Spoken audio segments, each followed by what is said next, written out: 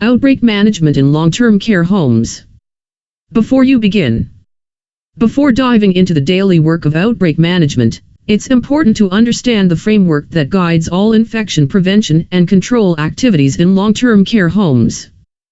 Knowing where these expectations come from helps you distinguish what's required versus what's recommended best practice, and supports consistent, confident decision-making. Legislative and guiding documents. Legislative document, Infection Prevention and Control Standard for LTCHs. Guidance documents for outbreak definitions. Ontario Ministry of Health, gastroenteritis outbreaks. Ontario Ministry of Health, respiratory infection outbreaks. Guidance document for outbreak management. Recommendations for outbreak prevention and control in institutions and congregate living settings. Best practice reference. IPAC best practices for the prevention of acute respiratory infection transmission in all health care settings. 1. Surveillance, spot it early. Purpose, detect infections before they spread. Review 24-hour reports from PCC each day for any new, worsening, or unexplained symptoms and look for clusters. Common symptoms to watch for. Small black square. Ask, is this new, outside the resident's baseline, or a change in a chronic condition? Small black square. Respiratory, fever, cough, sore or itchy throat, runny or stuffy nose, sneezing, headache, fatigue, and muscle or body aches. Small black square. Note, older adults may present differently, showing sudden functional decline, confusion, delirium, or increased falls. Small black square. For COVID-19, also watch for new loss of taste or smell. Small black square. Enteric, nausea, vomiting, or diarrhea. Conduct syndromic surveillance by speaking directly with nurses and PSWs. Some symptoms may not yet be documented in PCC. During walkabouts, look up, down, and side to side. Observe additional precaution signage, PPE setup, cleaning practices, and staff compliance IPAC measures. See Appendix A, MGH Diarrhea Assessment Tool for LTCH and RH. See Appendix B, IPAC Management of Respiratory Viruses in LTCH. Notes. 2. Assessment, additional precautions, and testing. Stop it and confirm it early. Purpose, act quickly to reduce transmission risk and identify the cause of illness. Assess the situation. Identify the type of symptom and confirm whether it's new or outside the resident's baseline. Even a single new symptom may warrant precautions and testing. For loose bowel movements, assess stool consistency using the Bristol stool chart. Small black square. Encourage staff to reference the chart when documenting stools. Determine possible exposure risks. Implement additional precautions. Respiratory symptoms, droplet and contact precautions. Enteric symptoms, start with droplet and contact precautions while COVID-19 is being ruled out. Small black square. If COVID-19 is ruled out, continue with contact precautions only. Post additional precaution signage outside the room. Ensure staff have access to PPE and appropriate disinfectants.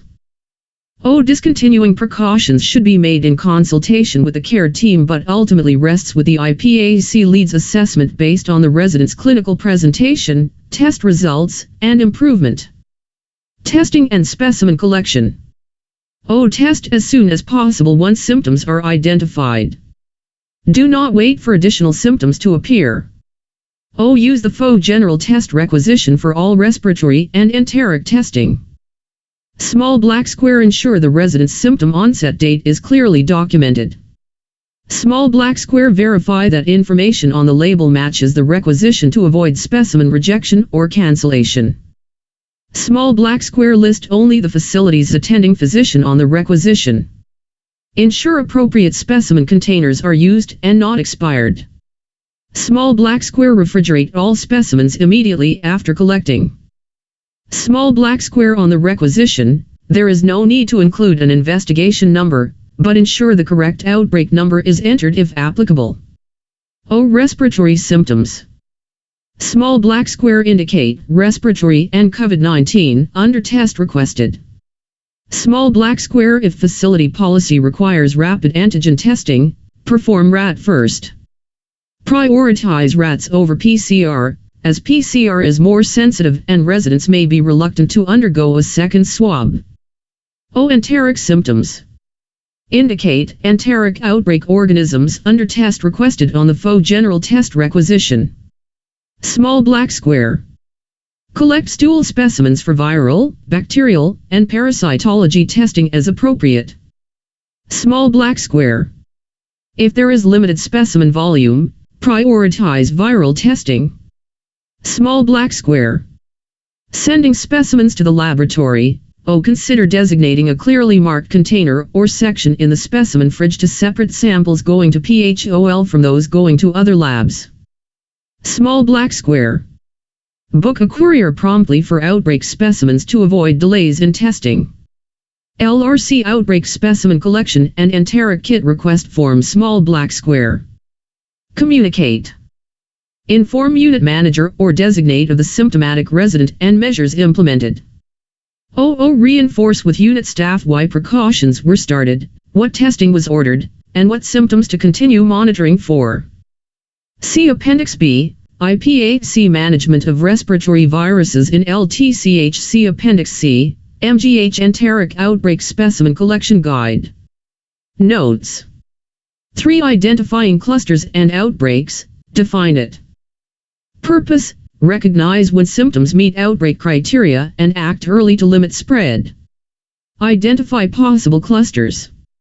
Review PCC 24-hour reports, symptom logs, and unit handover notes for 2 or more residents with similar symptoms within 48 hours in the same area.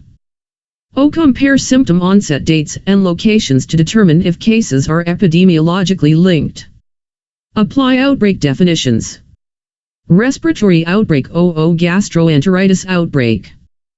Determine next steps. The IPAC lead has the authority to implement enhanced IPAC measures, for example, co-routing staff, pausing group activities, reinforcing PPE use, or increasing cleaning even before official direction is received from TPH. Small black square. Taking early action demonstrates proactive containment and helps reduce the risk of further transmission. Continue to monitor additional cases and review new lab results as they become available. See Appendix B, IPAC Management of Respiratory Viruses in LTCH. Notes. For reporting, communicate its purpose. Ensure timely and accurate communication once a cluster meets suspect or confirmed outbreak criteria. Reporting requirements. Toronto Public Health. Small black square. Report clusters, suspect, and confirmed outbreaks to TPH and the IPAC hub right away. Do not wait for confirmation. Small black square. Consult the TPH communicable disease list. Single cases with an asterisk require immediate reporting. Small black square. Email reports to lrct@toronto.ca. During business hours. Small black square. After hours/weekends/holidays. Call 311 or 416-392-2489 for the on-call team. Small black square. Use the email reporting template. Ministry of Long-Term Care. Small black square. Report confirmed outbreaks only using the critical incident report. Small black square. After hours, call 1-888-999-6973. Internal communication. Inform the administrator, doc, and leadership team to activate outbreak protocols. Ensure frontline staff are aware of new precautions and any co-routing plans. Communicate with families so they know the outbreak status and the IPAC measures in place. See Appendix B, IPAC Management of Respiratory Viruses in LTCH. See Appendix D, Email Reporting Template. See Appendix E, TPH Communicable Disease List. Notes. 5. Outbreak Management Team, work it together. Purpose. Coordinate a unified response to control and resolve the outbreak efficiently. Activate the OMT. Once an outbreak is declared, convene the outbreak management team as soon as possible. The first meeting should occur within 24 hours of declaration. OMT meeting frequency is determined by case activity and overall outbreak stability. OMT membership may include Small Black Square IPAC Lead, LTCH Leadership, TPH Communicable Disease Investigator, IPAC Hub Representative. During the OMT meeting, review and update the resident and staff line list. Discuss new or unresolved cases, testing results, and trends. Review of the outbreak management checklist led by the TPH-CDI. Confirm that IPAC measures remain appropriate and are consistently implemented. Identify challenges or barriers. Review communication updates for staff, families, and external partners. Plan next steps and assign clear responsibilities for follow-up. Roles and responsibilities. TPH leads and manages the outbreak, provides direction, and determines when the outbreak can be declared over. The IPAC Hub supports implementation of IPAC measures and provides consultation or on-site assistance as needed. The IPAC lead oversees the home's outbreak response. Small Black Square ensures that outbreak measures are implemented, reinforced, and sustained across departments. Small Black Square performs enhanced surveillance on affected units to identify new or worsening symptoms early and verify that precautions are in place. Small Black Square maintains a visible, supportive presence on the unit to guide and encourage staff. Small Black Square acts as the point of contact for TPH and the IPAC Hub, providing updates and facilitating communication. Small Black Square monitors staff adherence to IPAC measures, identifies gaps, and supports teams to resolve issues promptly. Small Black Square documents key findings, observations, and follow-up actions for ongoing monitoring. Documentation. Record meeting notes, decisions, and action items using the OMT meeting notes template. Keep all OMT documentation in the outbreak binder. Ensure the most recent line list and outbreak summary are submitted to TPH and the IPAC Hub by 12 p.m. each day. See Appendix F, OMT meeting notes template. Notes. 6. Managing influenza, treat and prevent purpose. Ensure timely coordination of antiviral treatment and prophylaxis during a confirmed or suspected influenza outbreak to reduce transmission and complications. When a single case of influenza is identified, notify the pharmacy immediately once a lab-confirmed influenza case is identified. Early notification allows the pharmacy to prepare Tamiflu supply and dosing schedules in case an outbreak is declared.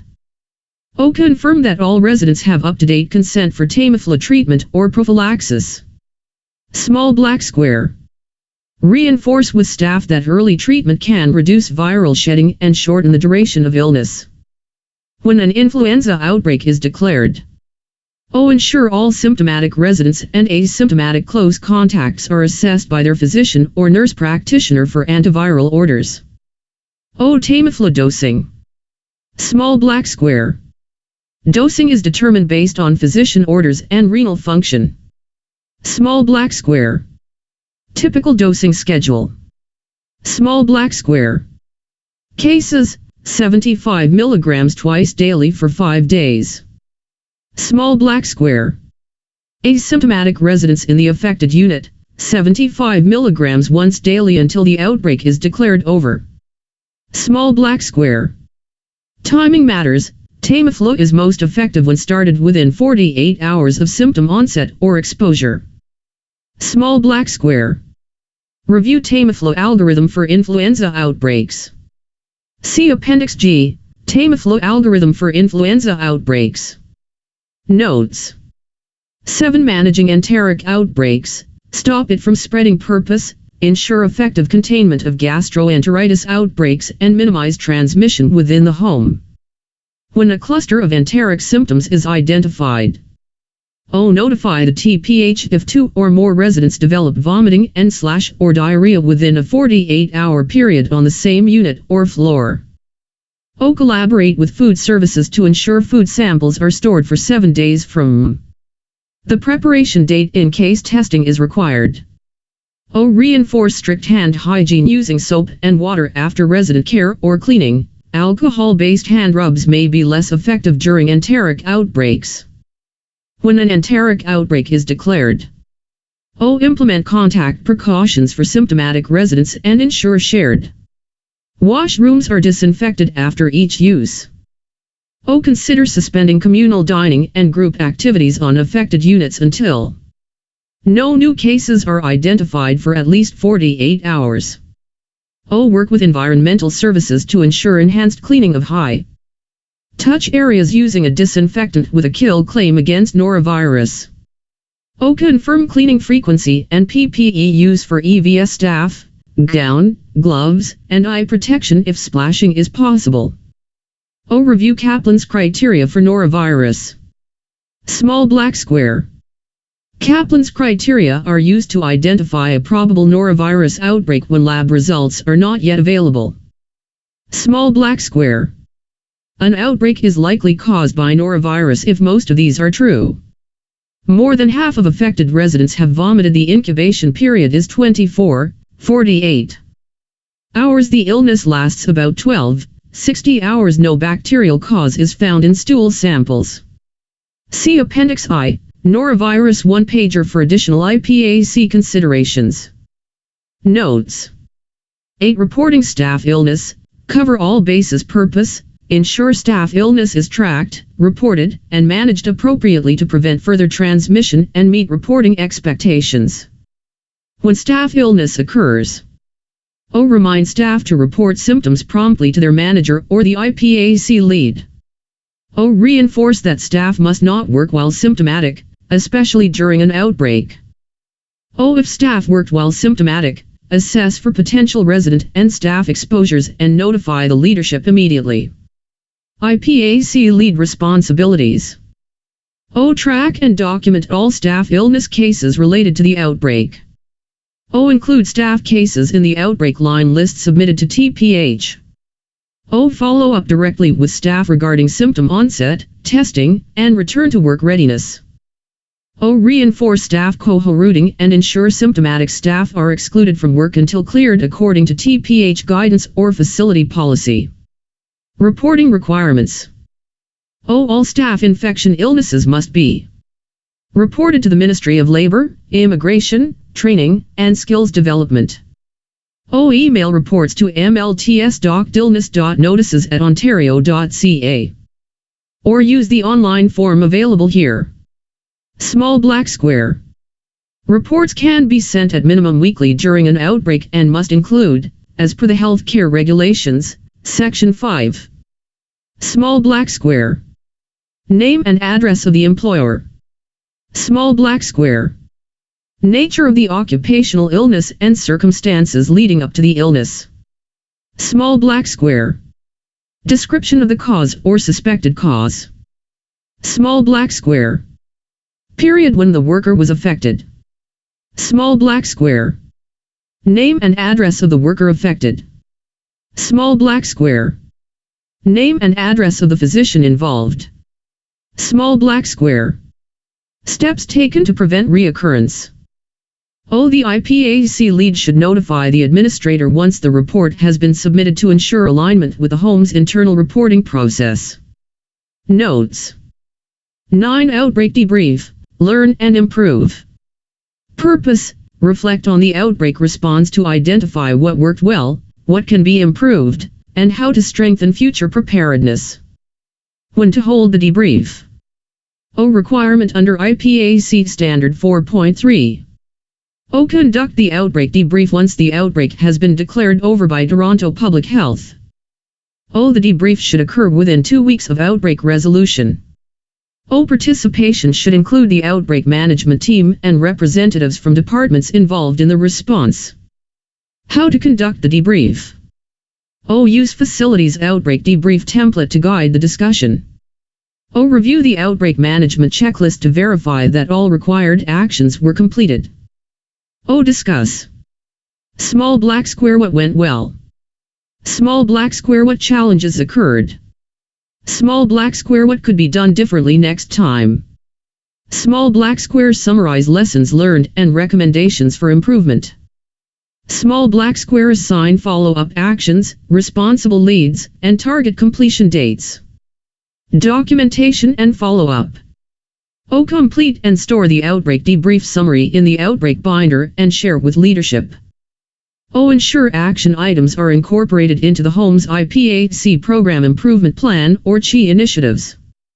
O. Share learnings with the IPAC hub to support system-level improvement across homes. Reflection. Key takeaways for IPAC leads. O. Outbreak management is a team effort. You guide, coordinate, and empower others to act. O. Early detection, clear communication, and consistent follow-up are the foundation of effective containment. O. Every outbreak provides an opportunity to learn and strengthen your home's IPAC program. Notes. Table of appendices. Appendix title. Description/purpose. Assessment tool for LTCH/RH residents. Asterisk. Consult with MRP and registered dietitian. Consider changing the infusion rate or change in formula of the enteral feed. Utilize the stool specimen collection document for instructions. Types 1 and 2, constipation. Types 3, 4, and 5, consider normal stool. References. Asterisk. Respiratory. Note, the yellow-capped vial is not included in the enteric kit and must be ordered separately if parasites are suspected. Viral and Clostridium perfringens enterotoxin testing. White-capped vial with no transport medium. Sterile containers are acceptable for this test. Yellow-capped vial containing SAF preservative. Sterile containers are not acceptable for this test. Instructions. Ask continent residents to pass stool into a clean, dry container. Do not collect stool that has touched toilet water. Try to sample from different areas of the stool, especially if there is blood or mucus. 2. Preparing and handling the container. Use the spatula on the lid to add stool up to the fill line. Do not overfill. If the container has medium, mix the stool well into the liquid. Close the lid tightly. Label the container with the resident's full name, HCN, and DOB. Ensure this matches the PHOL general test requisition. Medium black circle. Refrigerate the specimen right away. Do not freeze. Medium black circle for outbreak testing. Include the outbreak number if available. 3. Recommended PPE for stool collection. Gown. Gloves. Eye protection. 4. Ordering specimen collection kits. Complete the requisition for specimen containers and supplies form and send completed form to Public Health Ontario Lab. Fax 416-235-5753. Email fol.warehouse@oapp.ca. Reference PHOL enteric outbreak kit. Email template for reporting clusters. Subject: reporting clusters of symptomatic residents. Name of LTCH. Dear LRCT, I am the IPAC lead/manager at ________________________________, and I am writing to report a cluster of 2 residents with respiratory symptoms within a 48-hour period on _______________unit/floor. It looks like this situation has met the definition of a suspected/confirmed respiratory/enteric outbreak, and I am providing the following details. I understand that TPH will ultimately make the final determination, and I appreciate your guidance as always. Asterisk. Resident information. Room hashtag and initials. Symptom onset date and symptoms. PCR test collection date and result. Date droplet and contact precautions were initiated. Resident-specific challenges. Potential source. IPAC measures implemented. Enhanced syndromic surveillance on the affected unit, with a low threshold for testing and placing symptomatic residents on DCP. In-room trade service and individualized activities for affected residents to limit exposure to other residents. Strict staff cohorting on the affected unit. Reinforced hand hygiene and PPE use among staff through reminders and audits. Universal masking for all staff and visitors on the affected unit. Enhanced cleaning of high-touch surfaces and shared spaces. Please let me know if further information is required. Additional information required by TPH. Total #residents. Total #staff in facility. Total #residents. Total #staff in affected areas. Total #resident and staff cases. #residents/staff admitted to hospital. #residents/staff with pneumonia. #residents/staff deaths among cases. Symptoms of cases from most to least prevalent. Earliest exposure date. Date of most recent case. *resident information. The resident-specific challenges and potential sources are also helpful to include if you have that information available, as they provide additional information about exposure risks or potential challenges with infection prevention and control. Contact information. Toronto Public Health, Communicable Disease Surveillance Unit 277, Victoria Street 10th floor, Toronto, Ontario M5B1W2. Phone, 416-392-7411, fax, 416-392-0047. After hours, 3-1-1 or 416-392. City for callers from outside of Toronto. Timely reporting of communicable diseases is essential for their control. If you suspect or have laboratory confirmation of any of the following specified diseases of public health significance or their etiologic agents, please report them to the local medical officer of health. Diseases marked * should be reported immediately to the medical officer of health by telephone or fax. Other diseases can be reported the next working day by fax. Acute flaccid paralysis. Botulism. Clostridium difficile infection outbreaks in public hospitals. Coronavirus, novel including 1 SARS. Food poisoning, all causes. 2 MERS. 3 COVID-19. Gonorrhea. Measles. Encephalitis, including 1 primary, viral. 3 other. 3 vaccine-related. Ophthalmia neonatorum. 1 bacterial. Meningitis, acute. Gastroenteritis, outbreaks in institutions and public hospitals. Giardiasis. Group A streptococcal disease, invasive. Group B streptococcal disease, neonatal.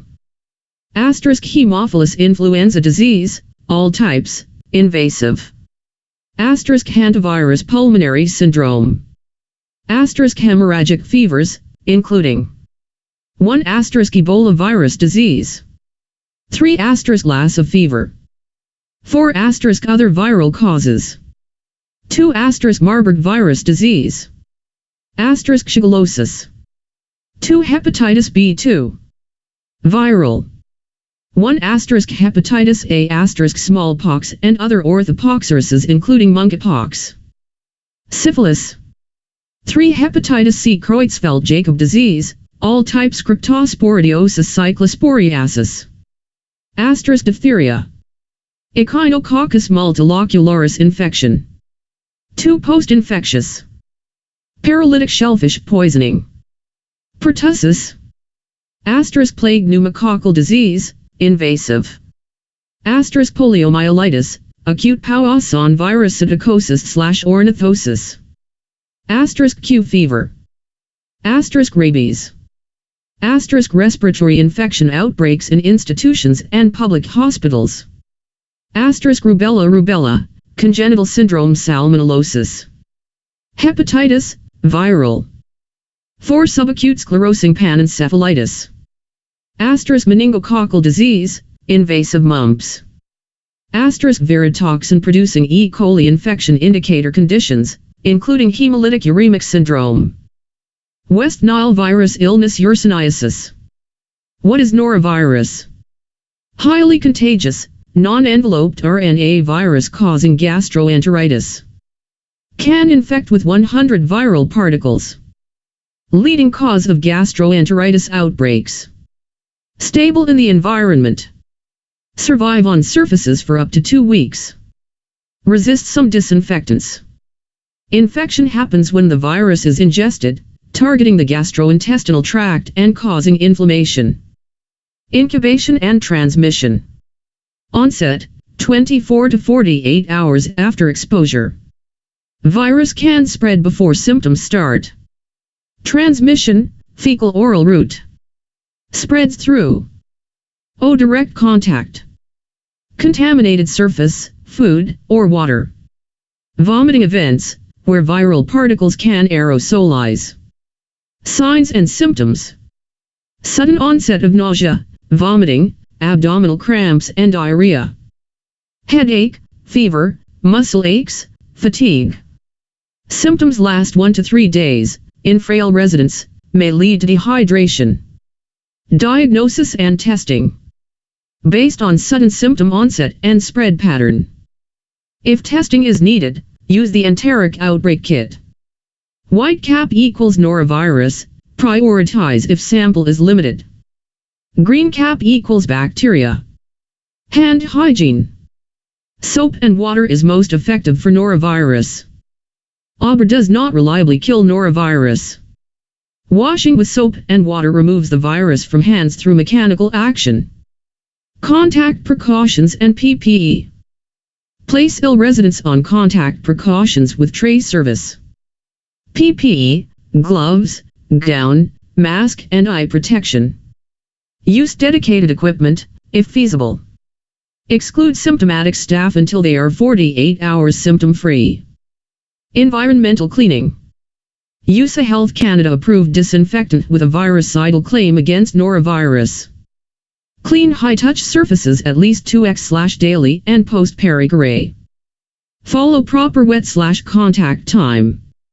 Assign a toilet brush per room, clean and store properly. After discontinuing CP, perform a terminal clean and discard used toilet brushes. Bag soiled briefs and linens immediately. Routine laundry plus 60 degrees Celsius is effective. Defining an enteric outbreak. 2+ residents with infectious gastroenteritis symptoms AP linked within a 48 hours period. Use Kaplan's criteria if lab results are pending. Norovirus is likely if all 4 of these are met. More than 50% of cases have vomiting. Incubation period is 24 to 48 hours. Illness duration is 12 to 60 hours. No bacterial pathogen found in stool testing. Outbreak management. Additional measures. Notify TPH if an outbreak is suspected. Begin syndromic surveillance every shift in affected areas. Reinforce hand hygiene and appropriate glove use. Cohort staff and residents, if possible. Continue enhanced cleaning 2x daily using a virucidal disinfectant. Terminal clean at the end of the outbreak.